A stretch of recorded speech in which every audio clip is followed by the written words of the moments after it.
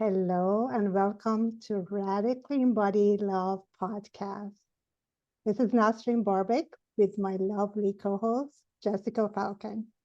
And today we're going to talk about money and wealth. We are close to 2024, and this episode will be released on the first week of January. And I know most of us might have an intention to create more financial freedom in our life. We're going to talk about it. What does that mean? And especially, you might hear a lot of in the spiritual realm that is our birthright. What do you mean by that? And I hear this, manifestation of money, that you need to become a magnet to money and money. And we want to talk about personally in our experience, what do we mean by that? And I do believe that abundance is our nature. So creating, what does that mean? And money and abundance include money, is not only money. It can have abundance of love, generosity, compassion. Abundance is everything that we experience and our nature. And we can actually go out and look at that there's an abundance that we can witness in nature, and we are part of it. But what is the opposite of that? If we truly know who we are, and that innate right of being abundance within us would be at play. But scarcity and lack, the illusion of a scarcity and lack, creates conflict within our relationship and the world. The wars start because of illusion of scarcity. There's not enough land, there's not enough things to go around, and we have to compete. And competition comes from lack and not having enough. And so we want to discuss what does that mean for us in our life, and how can we truly align with that energy, because money is energy like everything else. So we can actually create more of it with ease. And what belief might cause us to actually, instead of creating more, is repair the energy of money in our life, which comes back to a scarcity and lack and what we truly believe, who we are. And we can talk about this for, like, I'm sure more than 30 minutes that we have. So, but let's start, Jessica. Tell me, what's your definition of abundance, and what's your idea of living in that true nature that is our birthright, and how to create more of that in our life? Well, I think, Nas, thank you. I think that money is a hot topic because we are individually and collectively unraveling ourselves from a history of oppression around money and reclaiming our, quote, birthright, right? Which is our birthright to choose for ourselves, to have all of our basic needs met without sacrificing the self, without coming out of the self, without feeling like we have to be controlled or submit to another. Because the unfortunate reality that we're having to really confront is that money has been historically used to oppress, to control, to dominate, to enslave, to prostitute. And that's why so many of us have an aversion to money, unconsciously, even because of this and past lives of money being used, quote, negatively, right? For those reasons. And so it can create an internal aversion to having money, because having money can make you feel like you're an oppressor because it's been used to oppress, particularly if you're energetically sensitive. And I know for myself, I did not equate money with spirituality. And the reason we're having this conversation in part today is because Nas and I just, started this conversation around, how the spiritual community is really turning money into something that it's a good thing. It's being equated with spirituality, but unfortunately, it's also being equated with spirituality in a way that isn't always so in alignment for the way that I view it. So I want to get into that later, but I'll back up first. So we've separated spirituality from money, and that's created our own separation from money, right? And we have to really look at if we want to experience choice, because like it or not, money provides choice in the physical 3D realm based on the society that we have. When we have money, we can choose to do more. When we have money, we can buy what we want. We can go where we want, right? We can live where we want. When we have money, when we don't, that lessens our capacity to choose. So I equate money with choice. And when we're really looking at this, we have to first look at all of our beliefs that we currently have around money, conscious and unconscious, pull our power back from those beliefs, but also look at what is abundance to us, like as you were saying, what is wealth? And yes, money is one avenue, but think about those people, maybe you're one of them, that works all the time, right? And maybe has a ton of money, quote, in the bank, but that doesn't mean you're abundant. That doesn't mean you're wealthy if you feel enslaved to money.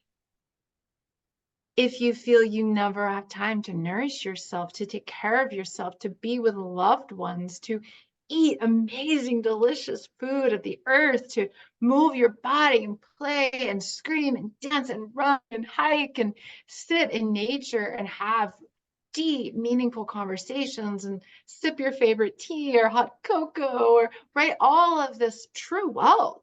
Because when we want money, what we're wanting is the experience it brings. So the true wealth is our experience. The true wealth is us living a heartful life. The true wealth is love.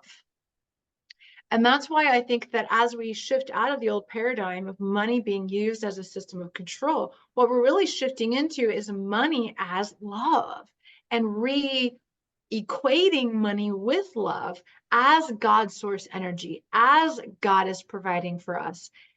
But in order to do that, we then have to attune to that frequency of love and invite money in as its own frequency of love and create a new relationship and a new connection rooted in that love. Does that make sense? Absolutely. Your frequency is your currency.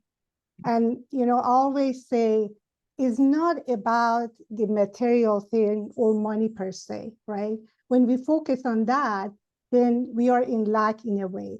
If you go to essence of quality that you want to create in your life, we don't want money just for money. What is it? The question is to be asked, what is it that I'm trying to experience with having more money?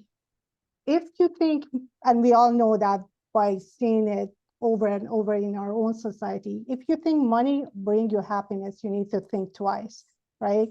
Because that's not going to give you that. What is it truly you want to expect that having money will provide for you? And if you get to essence of that, sure, happiness could be part of it, but the true fact is, if you want to attract, you already need to create that frequency within yourself. Meaning, if you think it brings freedom, security, happiness, what is the frequency that you can create within yourself that you already can experience that in your life?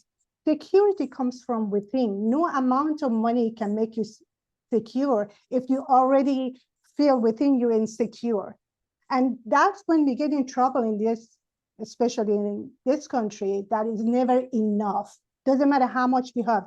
Why is that? Because you within yourself, if you don't have that security, no amount of money can create that. If you don't feel good enough, you never feel there's enough stuff that you can have, enough money that you can have. So creating that frequency, that essence within yourself first will actually allow you to really, in a like organic way, create more of that. and opening the door to receiving, meaning you really truly recognize that you're worthy of anything that you want. There is no limitation. You don't need to compete for it, but you do need to open within yourself that ability to see that all you need to do is get to the essence of what you're trying to create. And from that place, already live that essence, because we can, as you said, more love, right? More joy. All of these are things that we can create within ourselves. And then when we do that, we actually become, now that there's a magnetic to that energy, now that can be money, right? Just abundance that we see out there. And examine our belief, that what is it that hold us back from believing that within ourselves. We have to examine the beliefs because the old beliefs don't serve us. And the old beliefs can hold us back from transitioning into a new paradigm, right? Almost everything right now is being transitioned out of a very old paradigm based on fear and lack and control into a new paradigm based on choice and freedom and desire, and right. And whether it be relationships, whether it be money, right? There are so many things that we are making that shift into. And that requires us to literally like uproot all the old, not to stay in it, not to identify with it, but we have to uproot it out of our energetic body. We have to uproot it out of our subconscious mind, which is in the physical body. We have to uproot it out of our conscious mind and thoughts and beliefs. We have to uproot it and look at it and then go, is this in alignment with my soul's truth? If not, what is my soul's truth? Well, okay. And this is a process that I take clients through in my Activate the Wealth That Is Your Birthright program, because it can't be done in 30 minutes, right? This is a process. So don't think that as we're talking about this, we're like, yeah, it's this simple and it's this easy and it's black and white. It's not black and white. It's not simple. It's multi-layered. I've had years long journey with money myself, particularly opening, right? Like having a soul mission that requires money, and leaving relationships that required money, and living on my own for most of my life requiring money, like really looking at money through so many different contexts. So it's complex, but it's partly complex because the more we work with money consciously, the more we come into our power and soul truth out of the old matrix and programming. So going back to what I was saying, when we are uprooting these old beliefs and looking at them, we then have the opportunity to go, okay, well, I've been told this, I've been bound by this. Now I get to release this. Might be uncomfortable, but I get to release these fears and the way that I've given power over to money. Let money decide for me, my worth, who I am, my value, my success, what I do. When we are allowing money to determine our worth, for example, we are completely out of our power and sovereignty. And that's something we have to work consciously to bring back. When this society basically says, and this is the problem with a lot of the spiritual quote talk around money, is it's like, well, if you're spiritual and you're doing everything correctly, you should have millions, right? That's what you see. And that's what you hear. And there's this weird thing out there that is still giving power to money as the determining factor of who you are and your worth and your soul and whether or not you're spiritual. Nothing outside of you gets to determine that. Nothing. You can be in your most aligned, soulful state and have zero money. I've been there. I remember in 2017, I think it was, I was on a spiritual pilgrimage and I was running out of money. Like I had hardly enough money to even just get back home. And I was in this such a, like, God is my source, such a powerful spiritual state of needing sometimes to go through those circumstances in order to remember that we are the ones in power, in order to remember that we do not need anything outside of us to be whole, to be complete, to be worthy, to be valuable. And as long as we are still putting money on this pedestal or letting it decide for us, we're missing the point. Yeah, you're still giving your power away to money, basically, because Exactly. that's the same thing. Doesn't matter in a spiritual community or in our culture. Everything is defined by how much money you have. They put value. And I hear that people talk about the people who have money like they have more value than people who don't have it, right? And then what happened to these people when they actually have money and they lose it, right? Their life is meaningless. They lost everything because all their value and worth was based on how much money they were making. And all of a sudden, that's gone. Then you're nobody, right? So it is the same thing. You give in your power. And again, it comes back to me. Sometimes I feel like part of that is coming still from lack. Because if you never feel okay, that is good enough, you have to make million. Why do you need to make million to be happy and joyful and have enough to live your life in joy and happiness? Is there something wrong with that? Right? The message is that you have to make millions to, like, what does that say? That I am not enough. And there is not enoughness inside me. So I need to just get it from material world, from money. So makes me feel that I'm somebody, that I'm important, that I'm good enough, that I'm worthy, which is actually to me is a sign of opposite of that. If that is become your focus only, that in order for you to achieve your spiritual path, you need to necessarily make money on that, or in any other way, then where are you giving your power to? What do you get in your power to, right?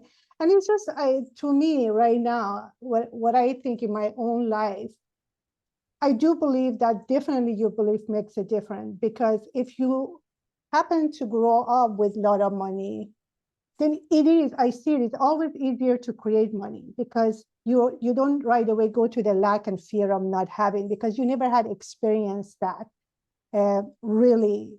So the fear is not there. So it allow yourself, and the expectation of money. Like I always felt like no matter what, I will have always enough. And and that has always been my experience, that I never felt that I didn't have enough. But my definition of enough wasn't that I have to have millions to be happy and joyful, or any of that. So I think the important thing is, like, again, what state of being do you want to live in, right? Do you want to be in peace and joy? And, the thing is, I think if we resolve the separation from our divine self, then everything will resolve, because you won't feel that you're not worthy, or you will not even feel like you have to put so much effort to create. You will have, from the state of gratitude, will see that you do have plenty to have that joy and to have that inner abundance that you were talking about, which is a state of being. It's not actually getting more stuff. It's just abundance is a state of being, like any other, internal quality that we want to create within ourselves. And then the definition of money and wealth changes for you, right? Because you feel that wealth is the inner wealth that you have, that nobody can take away. The market cannot take it away from you. No matter what happens, you still feel that. And that's the most important thing. Again, not that money is no good or bad. Money is a tool. And yes, you can experience more of who you are. If you would like to, be more generous, you can be. Money can give you that opportunity to even, like, be more generous with other people. And it's a tool, and it's great to have. That I'm not questioning that. But I'm saying, what I'm trying to say is, like, before you think about money as a material thing in your life that comes, if you create the state within yourself, that the inner work that you were saying, it takes a while, right? Because we're changing the way we believe, our belief and lack and scarcity that is within all of us. And we believe the power, we give too much power to money, right? The love of power, again, going back to change it to power of love that can open that naturally within us. Yeah, exactly. And it's both, right? Mm-hmm. It is that we have to reclaim our power back from money, and we define what wealth is for us Mm-hmm. based on our own soul path, our own soul desires, because it's different for each person. Mm-hmm. And we also form a new relationship with money. Because for me, money is its own love being. It is an aspect of God's source, because everything is God's source energy. And when I was able to start connecting with money through my heart as God, as goddess, supplying, supporting me, not because I'm proving myself worthy, but because I am, right? And that's the state we're actually cultivating through the journey, is that I am that. I am one with money. Money is one with me. Because there is no separation, because we know that we are that. We know that we are the divine. We know that we are resourced by the divine that we are. And so that's really the journey. And for me, I did grow up in a household where it was never enough, quote, and always in lack, and literally counting money with my mom at the age of 6 to make sure we had enough. And going through so many different situations. Even though I was an attorney and very successful, I was working for the state, don't make a ton of money for the state. And you lived alone, but I've also been in relationships where, it was scary to leave and not have that support anymore. I've been through so many variations of those experiences. And what I really got down to at the root was that I had equated money, as you identified earlier, with safety. And that when I felt that in my body, it was in my core, it was like, oh my God, I am equating money with safety. If I have money, I'm safe. If I don't, I'm not. Wow. Wow. Right. And then the more we identify these beliefs, the more we get to go, oh, wow. Okay. So how can I align more with the source that I am? How can I align more with my soul's truth? Because this is what this is all about. Again, whatever context it's in. How can I align more to my soul's truth, which is I am safe? But then how do I create that safety? That was a whole process. And then what is that safety? And what does it look like? And what does it feel like? And the shift that I felt happen in my body from this constant, even unconscious state of fear and control and lack to, wow, being able to let go and I'm safe. Massive, massive shift for me. And that's a Massive. deeper work that you're talking about, that it takes, you need to really dedicate and invest in yourself to really allow yourself to go deeper to see what is within me that prevents me from creating what I want. And as you mentioned, what I notice often, security is a big one. Not allowing yourself to receive, which is underneath of that, I'm not worthy, right? You don't even truly believe you're worthy of receiving whatever that you're trying to create in your life, right? And this is the going back to become aware of the dialogue within yourself, right? Whenever you're trying to spend money, how do you feel before that? Just, the fact that you even ignoring money, would anybody want to have a relationship with you? Because you have a relationship with money. How's your relationship with money? You can have a healthy relationship with money, or you can have an unhealthy relationship with it. If you're not willing to even take a look at your financial situation, right? Because you're ignoring it because that doesn't bring a good feeling within you. Then that think about it. How would you create a deep relationship or healthy relationship, a successful relationship, if part of it that you don't want to deal with or ignoring, which I see a lot, like people don't want to even deal with that in a way, right? And so all of this is just, we need to examine what is our relationship with money. And really, ultimately, underneath that is what is our relationship with ourselves? Because our relationship with money, our relationship with our partners, always, as you know, comes back to our relationship with ourselves and our own beliefs, energies, feelings. You know, the wealth activation is a self-study program. It includes all of this for only $367. And I could have made it thousands. I know people are marketing this stuff for thousands, but it's so fundamental to sovereignty. It's so fundamental to our soul's truth that I made it $367. But I highly encourage people listening that haven't done this work or have only started to dabble into it, and you want some sort of structure and container within which you can do this work with energetic and embodiment and journal prompts and communing with money and practices to really change that relationship, I highly encourage you to check it out for your own benefit. I created it out of a pure offering of love because this is so important. And we are literally shifting right now. I know I've mentioned this a few times already, but we are being asked to shift into unity consciousness. And when we separate ourselves from money, we're in separation consciousness. And it's not about how much you have, how much money we have. If our ego is telling us we should have a certain amount, we're in ego, we're in fear, we're in lack. It's not about that. It's about cultivating that internal state of I am already abundance. I am wealth.